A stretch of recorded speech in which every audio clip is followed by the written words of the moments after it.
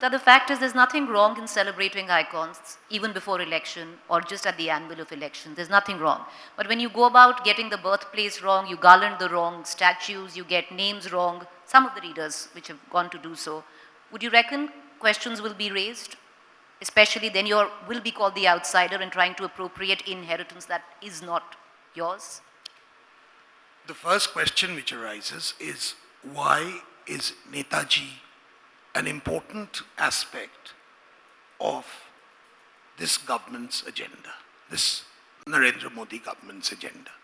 The reason for it is very simple.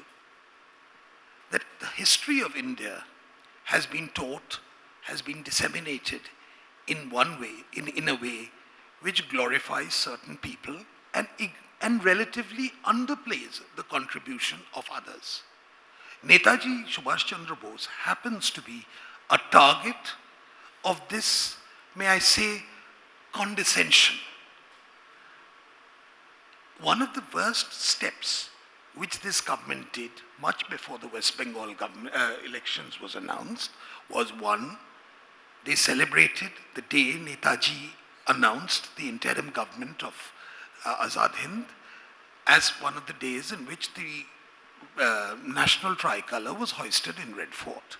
Number two, they opened as far as possible, and I think all the correspondence and all the files relating to Netaji, which had been a subject of a lot of speculation, some warranted and some completely unwarranted.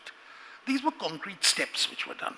And finally, this year, on the 125th birth anniversary of Netaji Subhash Chandra Bose, they announced it as Parakram Divas to commemorate the bravery and the sterling contribution of that man.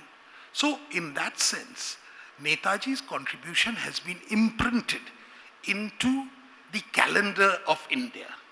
To my mind, that shows a degree of respect and an attempt to rectify some of the imbalances of the past. The role of Rabindranath Tagore is well known.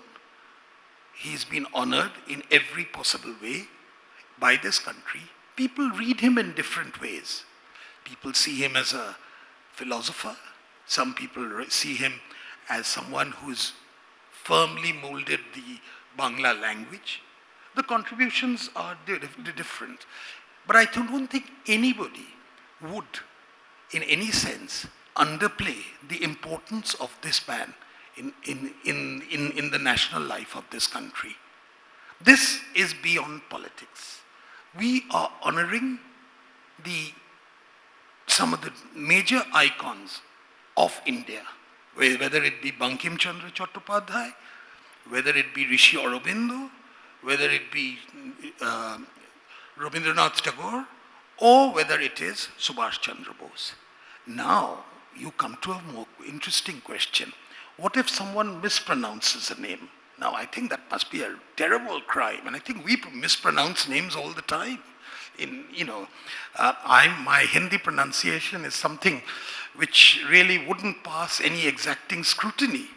And if you ask me to speak in Gujarati, I think I'll make a mockery of that language. And as far as Urdu is concerned, sometimes I do expect subtitles to be placed in front of me. Getting the birthplace wrong? No, that was not nobody got the birthplace wrong. One Twitter handle got it wrong. That's the thing. Now, I think that Twitter handle got it wrong, and I think he's wrong. But do you think that a man is being disrespected if someone says he was born in Shantiniketan rather than in Jorashako?